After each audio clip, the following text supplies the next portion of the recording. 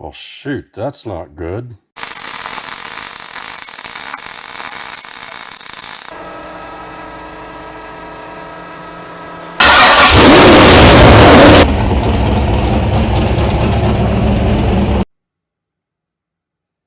Alright guys, here's the finished product on the left side door hinge.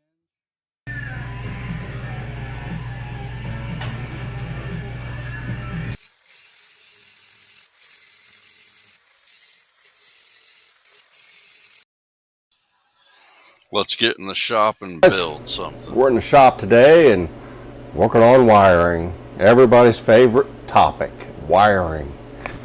But you know, wiring really isn't that bad if you just do a little bit of research and take your time. One wire at a time. That's all it takes to do your wiring project. You know, we're going to be wiring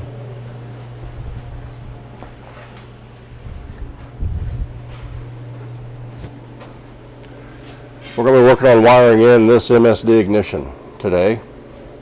And I'm going to do some of the wiring here at the bench, and then we'll finish it up over in the hot rod itself.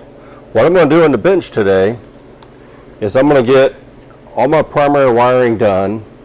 Over here on this side, I've got to get 4 wires ran. There's a positive and a negative that go to the battery, and then there is the 2 wires that go to the coil.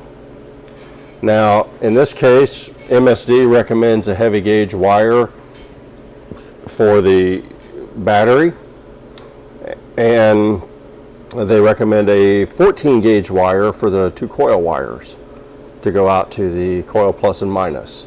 So we will be running 14 gauge on that, and I'll probably be running 10 gauge on the other 2. Maybe 12. I got to look and see what they actually call for in the book.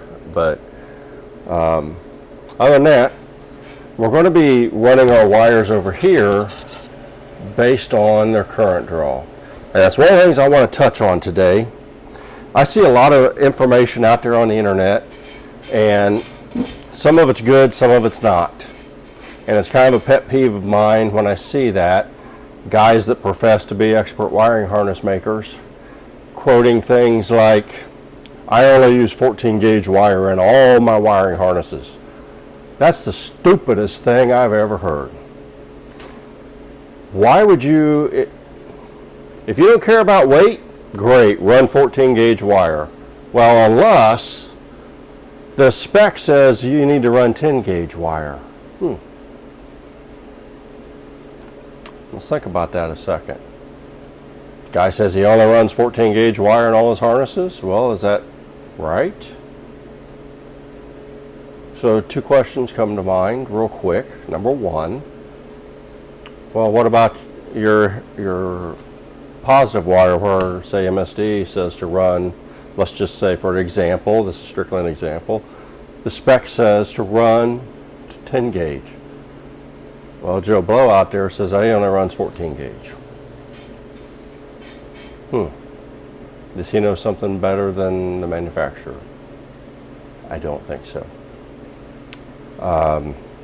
Second thing, if you're running a race car, chances are probable, very high, not probable, but they're highly probable, that you are concerned about weight.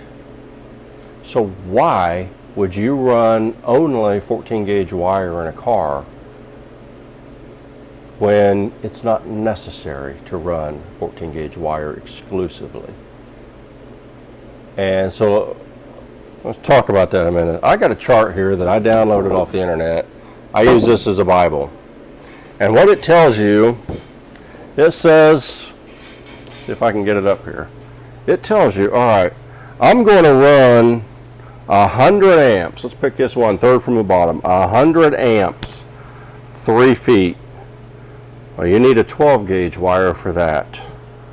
You want to run it 7 to 10 feet, you need a 10 gauge wire for that. If you want to run it 15 to 20 feet, you need 6 gauge wire. All right, now let's just look at 14 gauge. Well, let's just look at others. So if I want to run, let's say 20 amps 3 feet, I can do that with an 18 gauge wire. If I want to run at 10 feet, I can do that with a 16 gauge wire. If I want to go 15 feet, I can do 14 gauge. So this is a good rule of thumb for building your harness. Why would you run 14 gauge wire exclusively when, let's say, you're only drawing 2 amps? All right, you're going to fire a relay coil just to fire the relay. They're drawing probably less than an amp in most of those relays, unless it's a solenoid. If it's a solenoid, they do draw more. But in the little ice cube relays, they're going to draw less than an amp, maybe some an amp and a half. But in either case, I can use 18 gauge wire for that circuit all the way out to 25 feet. So if I'm going to run my harness, build my harness, and my relay is out on the firewall, my switch is inside on the dash, why in God's green earth would I want to run a 14 gauge wire? Let's call it 8 feet, just for conversation's sake. Why would I want to run an 14 gauge wire 8 feet when I can use an 18 gauge wire and have less weight? So, my own opinion, if somebody is telling me, hey, I only use 14 gauge wire exclusively, it sounds good and it's a good marketing ploy to make you think it's a better tool. But is it a better tool?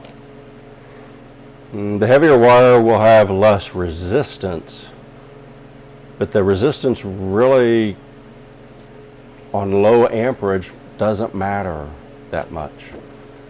Now, would I want to run a 24 gauge wire to push that half amp? No, probably not. And the reason for that is I would go by whatever the guides say as my reference. But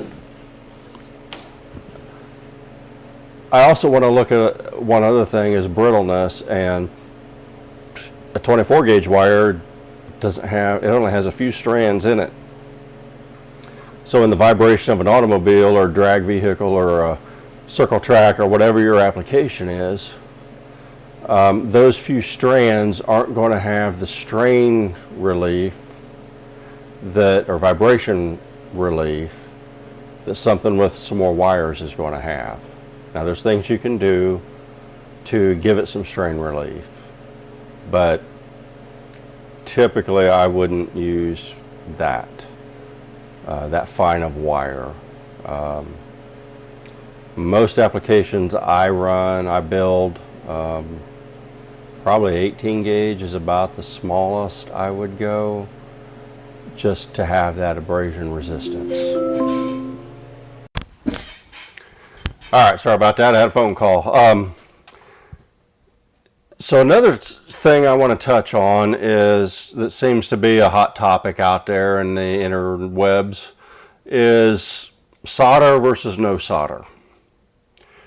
Some guys say, I only solder. And, others, myself included, never solder. What I personally have found is when you solder a joint, and I have one here that I have soldered. Get it over here in the right spot on the camera. So I just did a quick solder joint on this. What I have found is, yes, the joint itself right here, it's stronger without a doubt. What I find the problem is out here at the end where the solder ends and the wire, it makes it more brittle and more prone to breaking. See how there you go, it's already breaking. Look at that, you can see the strands have already broken. Just quick little thing, it didn't take nothing to break that. And that's what I have found. So you get the vibration of a drag motor or a truck pulling motor,